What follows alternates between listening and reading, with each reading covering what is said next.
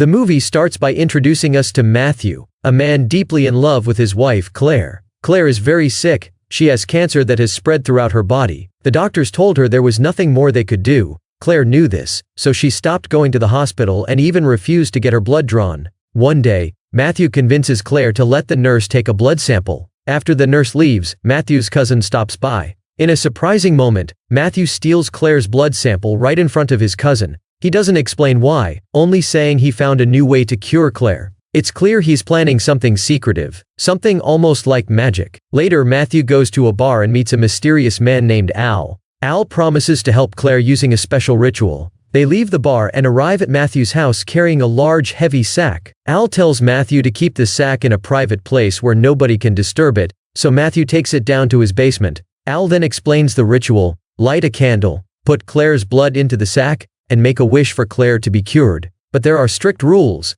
After making the wish, Matthew cannot look at the sack, touch it, or even enter the room where it's kept. He must walk away without looking back. Matthew thinks this sounds crazy, but agrees to try it. Al warns him that strange things might happen around the house for the next 3 days, but reassures him that after that, everything will be all right. That night, Matthew performs the ritual exactly as instructed. He lights the candle, puts Claire's blood in the sack, makes his wish, and backs out of the room. But as he closes the door, his lighter slips from his hand and falls inside. Worried, Matthew quickly opens the door to retrieve it, breaking one of the ritual's rules by looking directly at the sack. He notices it's moving as if something alive is inside, but chooses to ignore it. Meanwhile, Matthew is also building a music studio for Claire. They both love to sing, and he dreamed of them performing together in the studio. Sadly, it seems Claire might not live long enough to see it finished. One day, while talking to his cousin, Matthew hears Claire's voice calling his name. He rushes to her room, but she's asleep. He dismisses it as his imagination.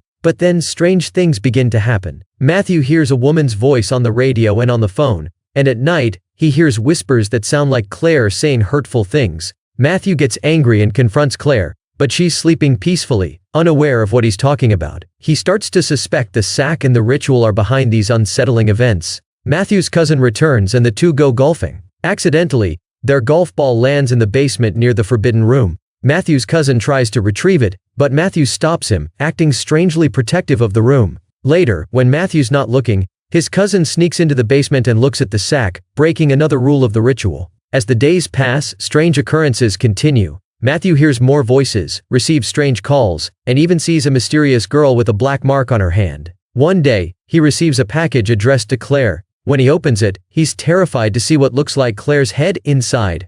He throws the box in a panic, but Claire, who witnessed his fear, picks it up and shows him it's just a wig she ordered. Matthew is deeply disturbed. Claire's health seems to improve, and Matthew is hopeful the ritual is working. However, one day, while Matthew is cooking, he feels a hand on his shoulder. He thinks it's Claire but is horrified to see a dark, shadowy hand instead. He realizes it's not Claire but a sinister entity. This frightens Claire, who thinks Matthew is yelling at her. Upset and confused, she leaves the room. Later that night, Claire, overwhelmed by everything happening, tries to hurt herself. Matthew finds Claire and calls the doctor, but a chilling voice on the other end of the line tells him he's the one who hurt Claire. Suddenly Matthew wakes up. It was all a bad dream. He sees Claire beside him, looking healthier than before. Relieved, he embraces her. But later, when Claire is in the bathroom, Matthew receives a call from her. A call that terrifies him because he realizes the Claire in the bathroom isn't truly Claire, but the entity he saw before. Panicked, Matthew searches for the real Claire. He finds her in the studio and tries to explain about the ritual, hoping she'll understand. But while he's talking, the nurse calls with devastating news. Claire has only 2 days left to live. Meanwhile, Claire wanders into the basement and sees the sack. Her health immediately worsens, and she collapses. Matthew finds Claire unconscious and realizes he has to get rid of the sack. He tries to move it, but it's now incredibly heavy. Desperate, he tries calling Al but can't reach him. He leaves a message for Al, telling him he's getting rid of the sack, breaking yet another rule. As he sits down at his computer, terrifying images of Claire's medical reports flash across the screen. Fearing he's going crazy, Matthew decides to find Al. He goes back to the bar and with his friend's help tracks down Al's address. He goes to Al's house and is greeted by the mysterious girl with the black mark. It's Al's daughter, or so it seems. The girl tells her father to explain everything to Matthew. Al sends his daughter away and tells Matthew that the entity in the sack doesn't heal but instead offers a replacement. Al confesses that his own daughter is dead, and the girl Matthew sees isn't really her. The entity took his daughter and replaced her with someone else. Al warns Matthew that the same thing will happen to him. The entity will take Claire and replace her with someone else. Horrified, Matthew demands to see Al's real daughter. Al takes him to the basement, where he sees a terrifying sight, a creature that resembles his daughter but is twisted and monstrous. Terrified, Matthew returns home to find his cousin waiting. He rushes his cousin inside, claiming he needs help taking Claire to the hospital. But it's too late, Claire is dead. Distraught, Matthew breaks down, consumed by grief. Then, in a moment of strange resolve, he asks his cousin to help him with the sack. He places Claire's body inside the bag. His cousin, thinking Matthew is losing his mind, locks the bag in the basement, warning Matthew to stay away. But when the cousin goes back to check on the bag, he's attacked and killed by the entity. The entity then attacks Matthew, forcing a black, viscous substance into his mouth. The scene ends, leaving us wondering about Matthew's fate. Later, a nurse arrives to check on Claire. To her surprise, Matthew answers the door, seemingly fine. He acts as if nothing has happened and invites the nurse inside to see Claire.